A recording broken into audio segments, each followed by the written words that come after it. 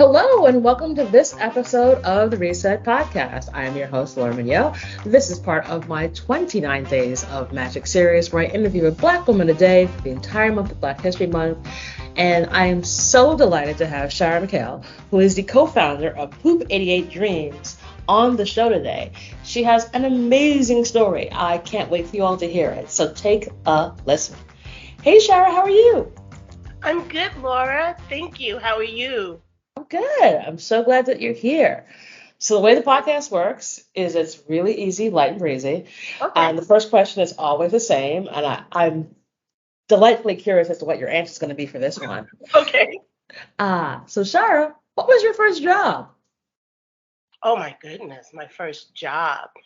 If I let my mother tell the story, I have always been an entrepreneur. I think that she would begin when I was 9 years old, asking her friends to iron their jeans for $2. And from there, she likes to tell the story of how I entered junior high school and I learned how to make chocolate lollipops. And I specifically made blue chocolate Smurf lollipops and sold them during lunchtime. And that was the way that I would have earn an income and have an allowance. But my first official job was at Baskin and Robbins as a cake girl. So what's the cake girl do? And I love I just glossed over, like, I made these lollipops and sold them in school. The levels there of being able to get that done. The amazingness of actually starting up a business as a small child and selling lollipops. Kind of amazing. Yeah. I think my mom was a single parent, and we grew up in the housing projects in Brooklyn, New York. And we realized early on she had a difficult time. And for me, I just wanted to be helpful and not ask for money, which is something that, I was growing up in the 70s and the 80s. And, it was a difficult time, those decades. That's amazing. And the ingenuity is incredible. So, okay, so you go from the lollipops to the cake girl To the cake girl. to the having a chat with me today. So what's that career journey been like? It's been interesting. It's definitely not a straight line. I've, excuse me, have had some experiences. I was a very young mom. I was a teenage mom. And I worked in the insurance industry. I was very automobile insurance industry as a claims adjuster. And I was extremely bored. And I had lack of a better saying, a passion for fashion, and enrolled myself into FIT. And that was in the actually 89, 90. And I spent like 2 semesters, and there was an explosion. I wouldn't say use the language explosion. I would say more so there was a need within the hip hop community to create things for ourselves along with the music, right? So the music was a huge influence. And then right after that was fashion. So I found myself to join a brand by the name of PNB Nation. And really quickly, they positioned me as the VP of sales and marketing. And 3 years later, they offered me a partnership in the brand. And so from there, we had a very successful run. We were one of the first global streetwear brands. We also was one of the brands that really, really pioneered statement-driven clothing as it exists today, and streetwear as it exists today. And the brand did really well. We were distributed globally. We had distribution deals in Europe and in Japan. you fast forward, I think that what we were experiencing was this phenomenon that was happening within hip hop culture. And very much so in the early 90s, the industry could not identify what we were doing. So they couldn't say this was sportswear, they couldn't say this was couture or luxury, they didn't have a label for it. So very much the energy was, oh, this is just a fad. This is not going to last for a very long time. And in that, understanding the business model, all of that became organic because if I rewind a little bit, I left school, I left FIT. I was just like, I got a sniff of it, a whiff of it. And then it was really executing, it was really expressing ourselves through our garments that we've had been doing for a very, very long time, but we were doing it with brands that were not intended for us. Uh-huh. Yeah. So, Mhm. so tell me about this whole idea of like defining streetwear at that time, because obviously so much is happening in the culture and hip hop at that moment. What made you all stand out and be different? What made us stand out and be different was that we were a group of multicultural hip hop enthusiasts that wanted social change and awareness. And we, for lack of a better term, politicized our garments. And it was a way, if you know the very essence and origin of hip hop is storytelling, and the first wave was, telling your stories through music, right? Common experiences. We built on that concept to continue to tell the story of the experiences of what we obviously experienced and what we were seeing in America. And that was really our point of departure and what made us really special.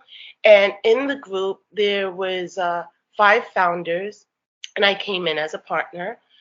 We were, African American, Jewish, Korean. I'm half Chinese, half Jamaican. Another partner was half Japanese and half African American. And in fact, one of the founders, his grandmother was Yuri Kochiyama, who was best friends, really good friends, with Malcolm X. And all of this kind of was coming out of us as definitely Generation X post civil rights movement. And so that's what made us really special and different. Awesome. And so obviously you all are expressing how to make social change through your clothes. What was the response? It was a breath of fresh air for the end consumer, but the middlemen could not understand. So who are the gatekeepers? Who are the middle men? Those would be the buyers, those would be the fashion editors, those would be, retailers, garmentos, manufacturers. I mean, it runs the gamut, right? Ad agencies. It was a phenomenon. They were very confused. And They're like, what's all this? yeah, what is happening? It was really about what is happening. Why are we losing these dollars? How can we regain it back? What are they doing? Amazing. And so, okay, so you guys are making these really awesome clothing, Mhm. and who's wearing it? Who is your target? Well, we were speaking for ourselves. So at that point, we were in our early 20s. So people who were wearing our clothing was you run the gamut from Lauryn Hill to Jay-Z early on before he even had Rocawear, to Mos Def, to Buju Banton, Love to it. we would have product placement on Friends. You would find us in movies like Bamboozle. I'm trying to think of, keep going on and on. Little Kim, doing her graffiti hand painted denim. Eminem, wow, Snoop Dogg. We had a dates collection, and we had a dates collection that we strongly feel influenced the Gap when the Gap came out with the 1969 collection. We had the dates collection, and what we did is that we had created hoodies and crew necks, and we had the date in reflective applique. And that's a lean in. Why would you choose that date? And on our hang tags in a label, we would identify historic events that occurred for people of color during that year, grabbing the headlines from local newspapers. And it's very much about knowing your history. Because if you don't know your history, then you don't know how you're going to move forward. Exactly. Oh my gosh, so amazing. So, how are you getting your clothes in like the hands of everybody from Lauryn Hill to Little Kim? Because they dress differently, obviously. Yeah, I mean, it's when you're in the market and you're creating, people find you.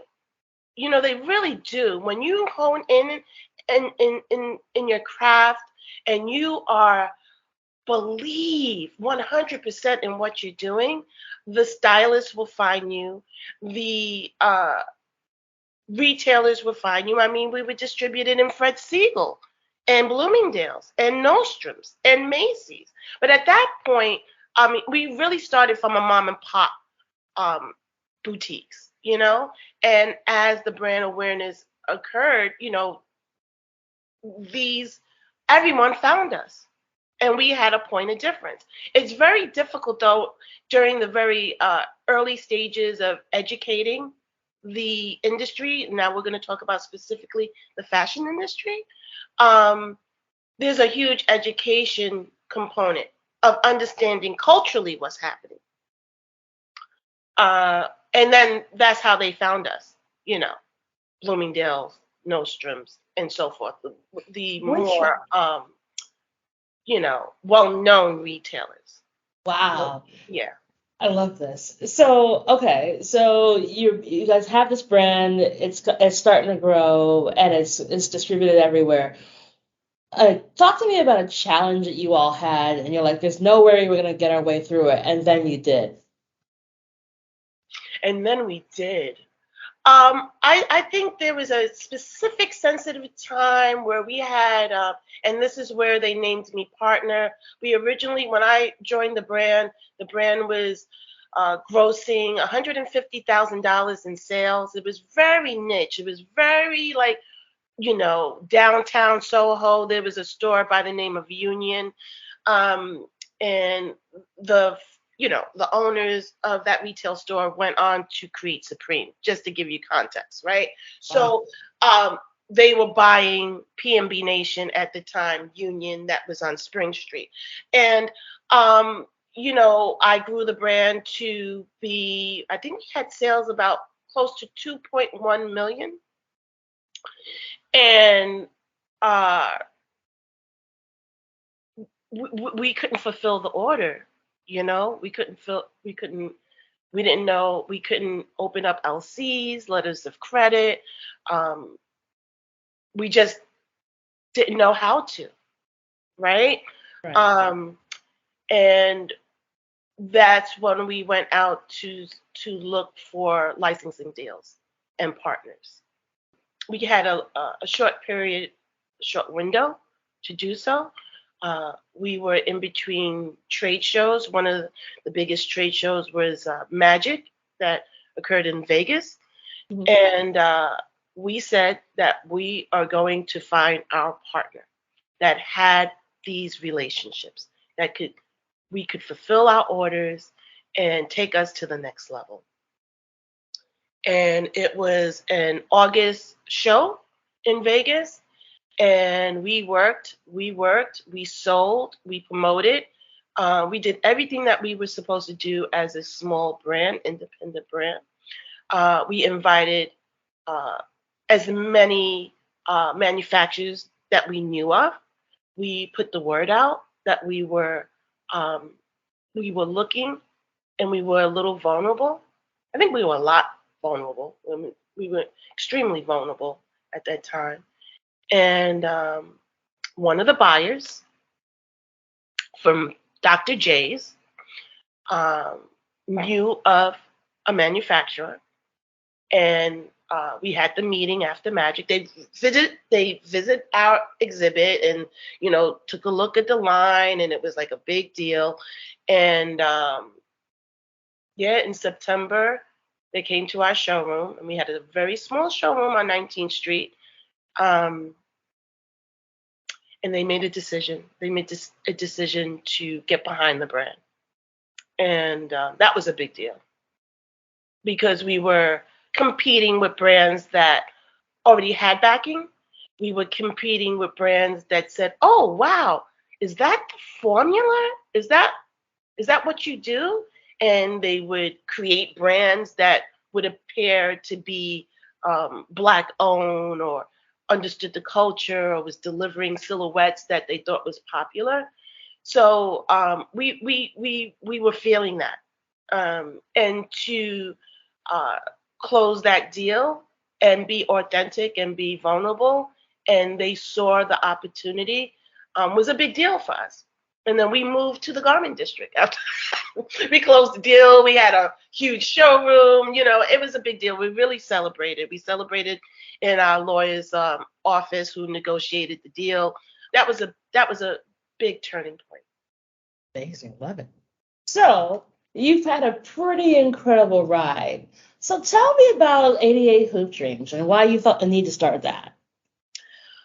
Hoop 88 Dreams was really seeing really back to the core of what an entrepreneur would be, seeing a void in the market. And I was a consumer. I'm a consumer, and I was looking for hoop earrings, and I was tired of jumping to retailer, to platform, e-commerce platform, and not having one place that's dedicated to this particular accessory. And prior to that, I was, in the music industry, and producing events and managing, a hip hop producer, excuse me. And I just, I saw the opportunity, and I said, I love hip hop music, and I love the culture, but the way that I truly express myself, and the way that I truly can tell stories, is through fashion for me, right? And that's really how Hoop 88 Dreams became an opportunity, a reality, an opportunity to fill a void in the marketplace. Really, from me as a consumer saying it's not here. And there was this resurgence of Black style in jewelry. And for me, uh, when creating this brand, it's the why, right? It's the who, right? And and I wanted to center that woman that was frowned upon in the early 80s, for wearing large, ostentatious jewelry, and um, educating through my branding and marketing of how influential she was. What did that mean? What did that identifier? That was an identifier in hip hop culture.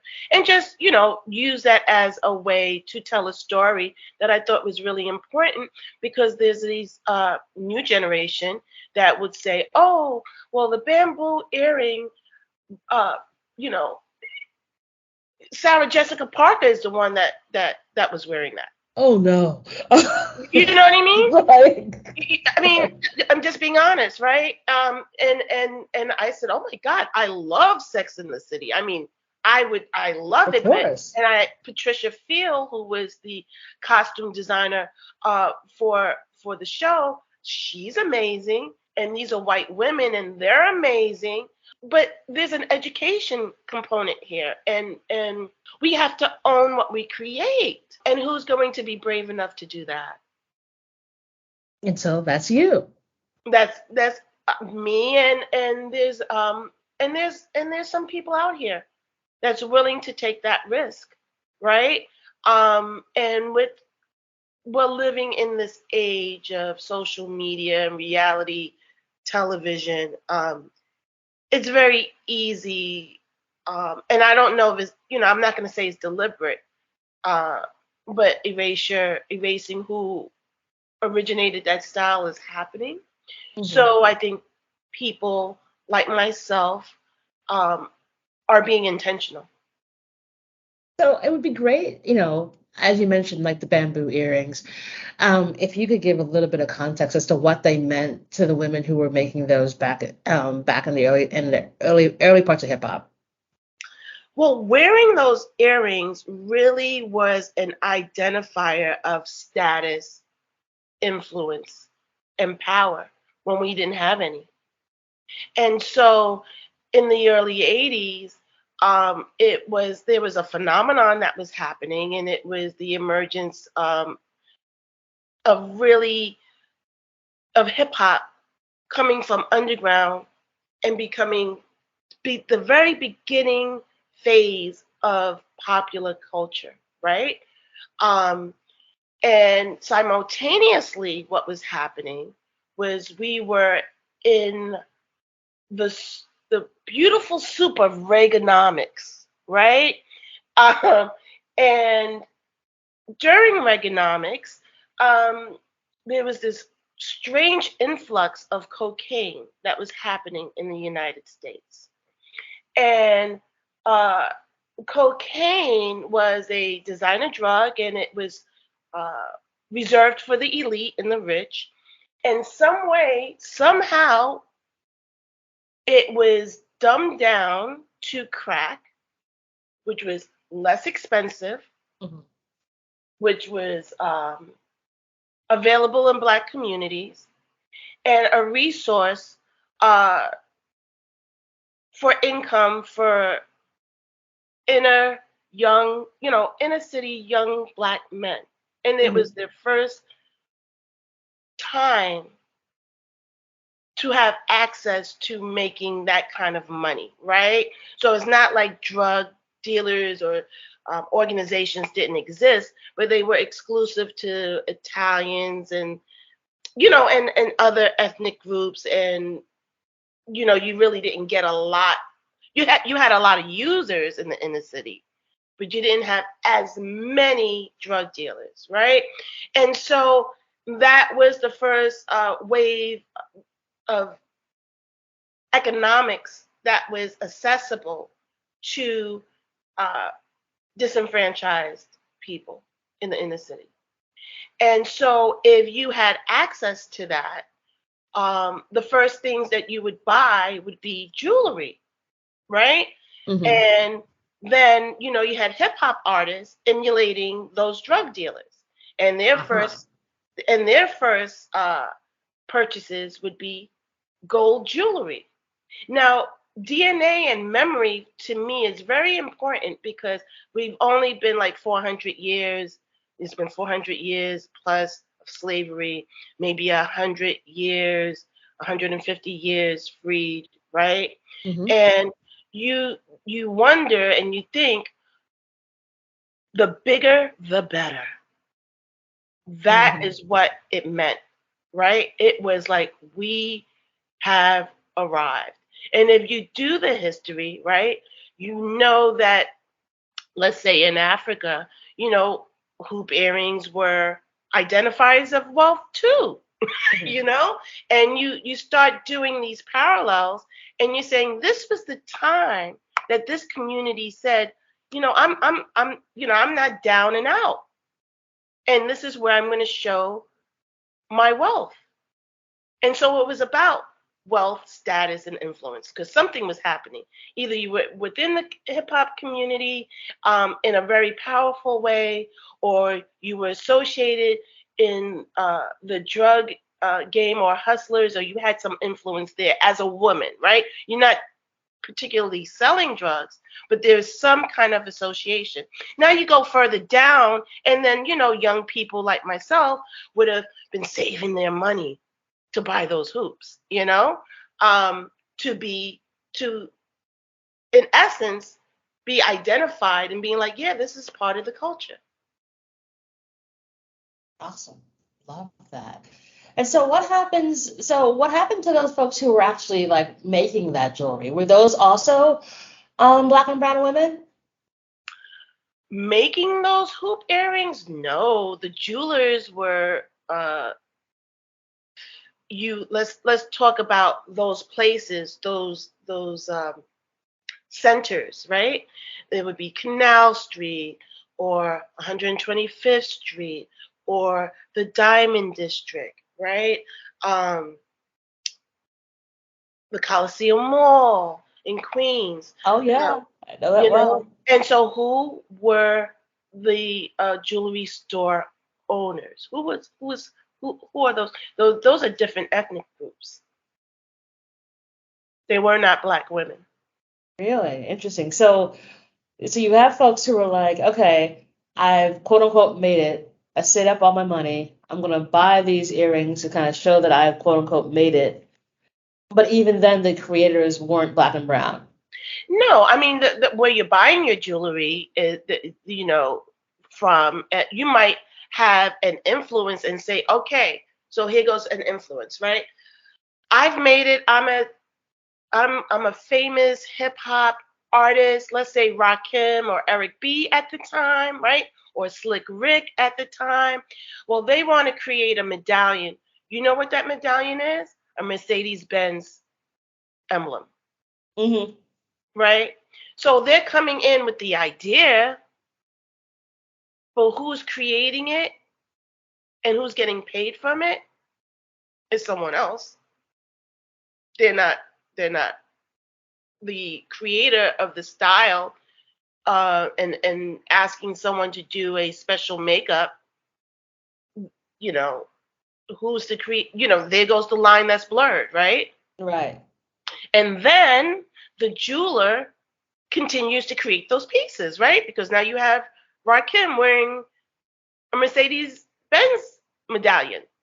Huge. Well, what is that defining? That's marketing. That's great marketing. So before there was social media, so basically it was the social currency. So before there was social media, it was all about getting those chains to be worn by artists and those earrings to be worn by female artists. Do you know if they ever actually paid for that stuff or they got it for free from the jewelers? Oh my God, Laura. No, they had to pay. Wow. Interesting. Yeah.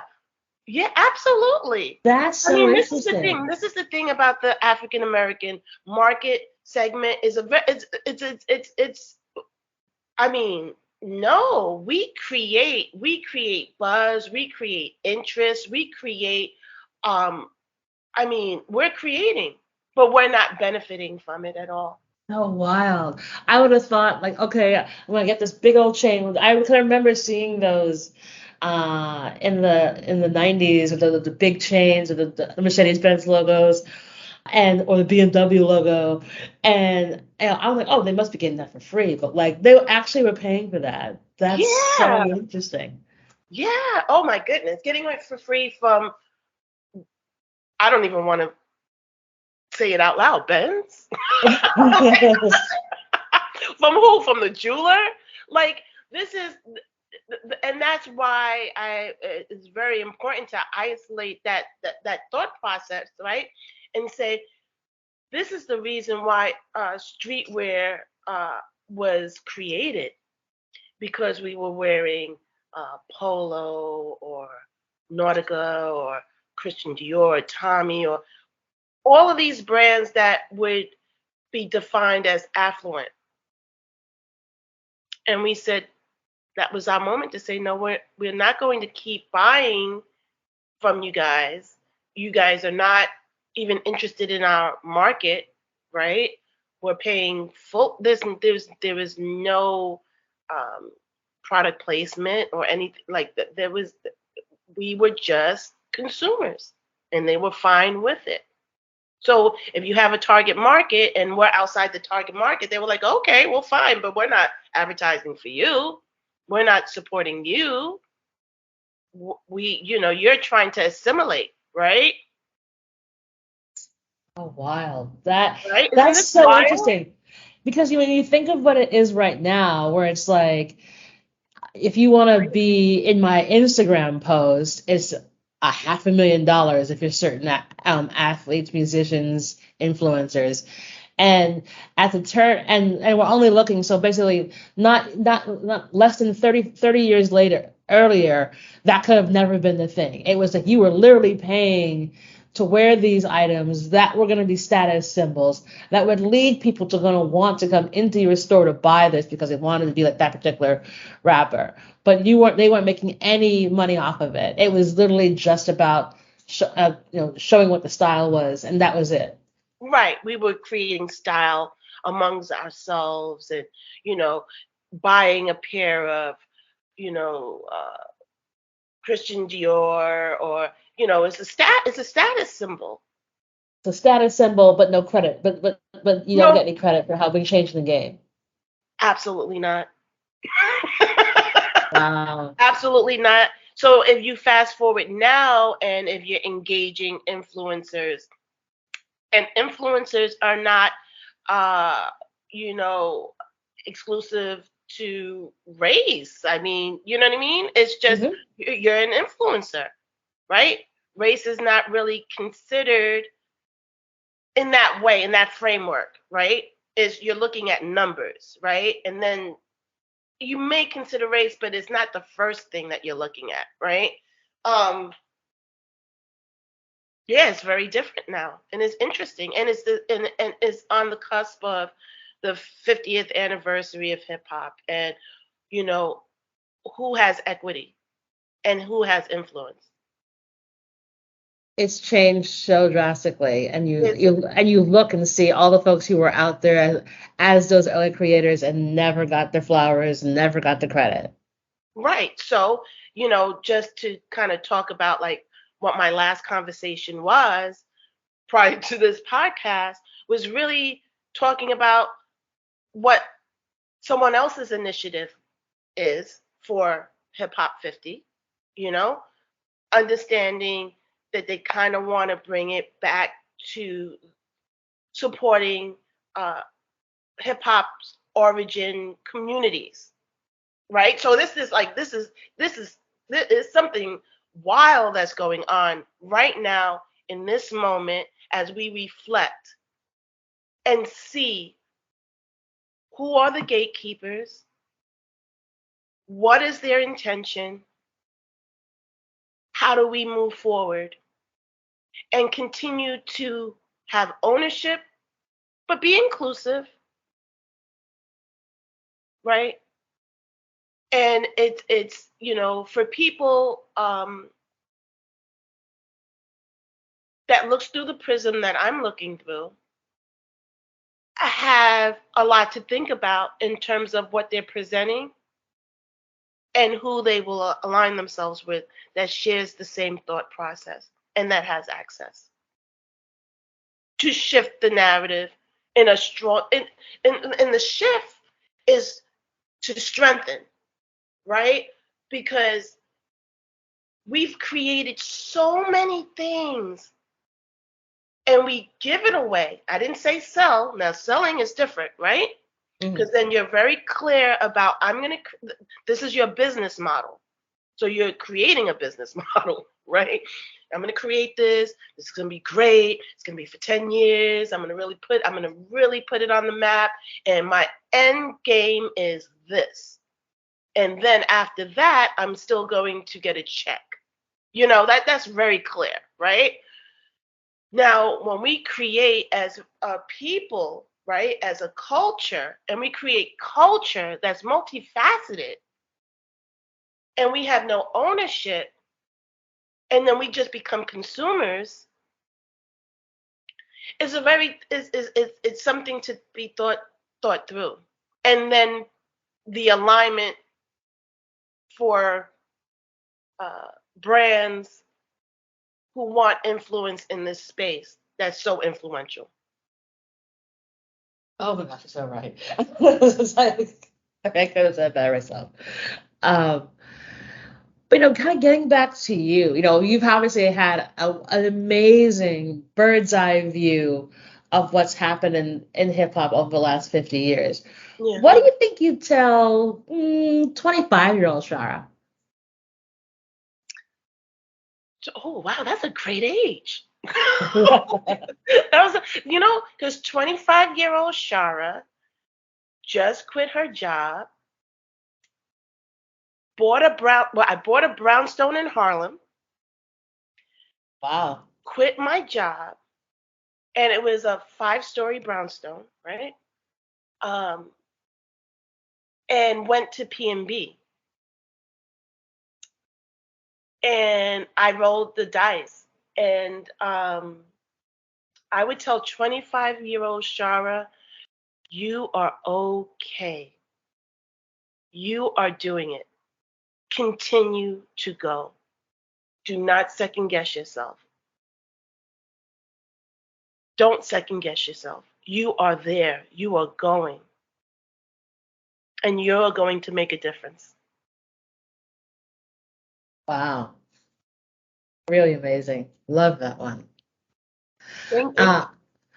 So obviously you do a tremendous lot. You are an encyclopedia of knowledge about fashion and hip hop, and so much more. What do you do? What does Shara do for Shara? So what do you do for your self-care? Well, when I can get to my acupuncturist, That'll do it. That'll do it. I love taking dance classes. I don't like exercising, but I know that I need to. And I'm really learning, to be honest with you, Laura, I'm really learning about self-care, and practicing it, journaling. I like to travel, but I find myself traveling a lot for business and not for pleasure. So I want to try to change that a little bit. Mm-hmm. So I can enjoy the country and I can enjoy the city. But yeah, I hope I answered that. That's awesome. No, listen, self-care is however you define it and however you can make time for you. I think as Black women, we oftentimes forget to put ourselves first, and we have to do the whole oxygen mask on us first before anybody else. Yeah. And so however we can define that, whatever that looks like, we have to do. And it can literally be going to the acupuncturist. It can literally be like taking 5 minutes to breathe before you curse somebody out. Like whatever it needs to be. Wow, welcome to my world. Well, you take a deep breath. I'm learning how those deep breaths and say, can you say that again? Can you repeat that again? Because if I heard what I thought I heard, I need to cuss you out. No, but just really processing, right? Right. No, yeah. If you want to, really talk about Black women, we're so much on the go. We're so much trying to keep everything together. It's not performative at all. It's survival. And the question is, how do we get out of survival mode? And what does that look like? And who's teaching us those things, right? So we may perhaps be that first generation of, really accepting that we have been in survival mode all this time and it doesn't feel good. And we don't have to say, we got it, because if we say we don't, it's a form of weakness. Exactly. It's like, I think it's so much what you said. It's like we have to get out of this idea of being in survival mode and just be in the living mode. Because that's where we actually can thrive. But if we're always like, I have to do this, otherwise nothing's gonna come through. Like, no, we gotta live. And stuff will go great, stuff will be challenging. Like that is just part of the game. but in this constant stress of being in survival mode or being superwoman. And I always say, like, when, oh, well, black women are superwomen. No, because superwomen don't exist. Like, that, we're not superheroes. We didn't come from Krypton. So,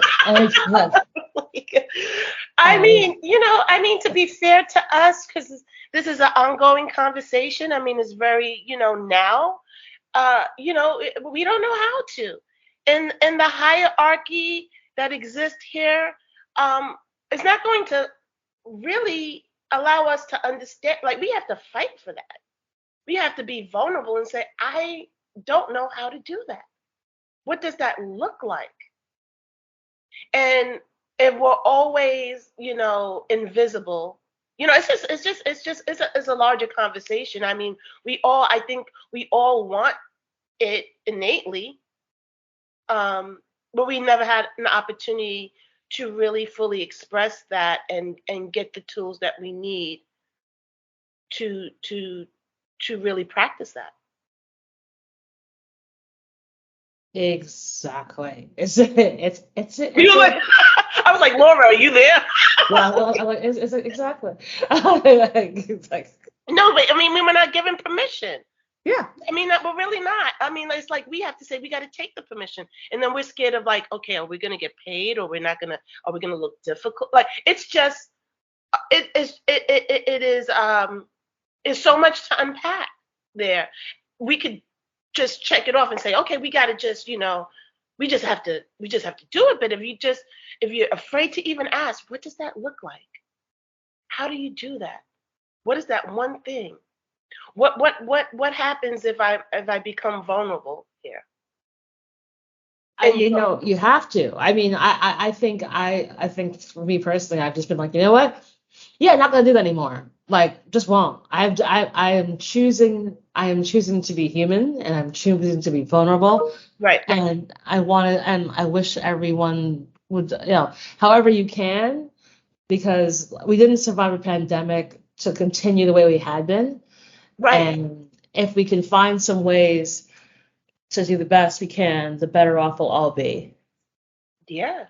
And I mean, even, not to be corny, but like just having this conversation, is eye-opening. I'm sure for me, for you, and your audience, because there's a sense of vulnerability right here in this conversation, saying like, wow, okay. I may not, I'm still working on that. I don't want to, but I feel like I have to be strong. Wonderful. I think it's so empowering. It's part of the reason I do this every year, because we have these really amazing conversations, these amazing, honest conversations that oftentimes we don't get a chance to do. So, thank you so much, Shara, for that. And then last question for you. Do you have a give and an ask of the audience?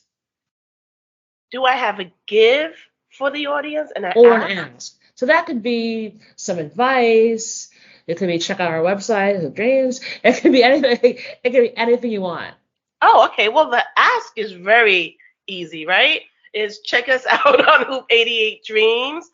You can find, if you're interested in hoop earrings, you can find your personal style there in a hoop. And my give,